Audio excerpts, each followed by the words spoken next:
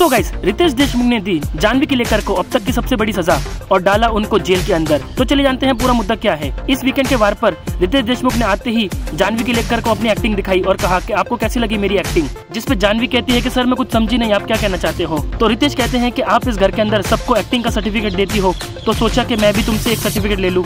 जिसके बाद फिर रितेश देशमुख और भड़क जाते हैं और कहते हैं कि इस घर में तुम्हारी हिम्मत कैसे हुई कि तुमने पैडी भाव की एक्टिंग के बारे में बात करी। तुमने उनको कहा तक कि इस घर के वो ओवर एक्टिंग करते हैं। तुम्हें अंदाजा भी नहीं है कि पैडी भाव कितने बड़े कलाकार हैं। उनके पास 25 साल का एक्सपीरियंस है एक्टिंग का और उन्होंने अनगिनत थिएटर्स करे हैं और सीरियल्स की तो बात ही छोड़ दो। इससे पहले भी तुमने वर्षा जी की एक्टिंग के बारे में बात करी थी और तुम ये क्या करियर की बात करती हो। जब आर्या पैडी भाव के बारे में तुमसे बात करने आई थी तब तुमने कहा था कि अपने करियर के बारे में सोच।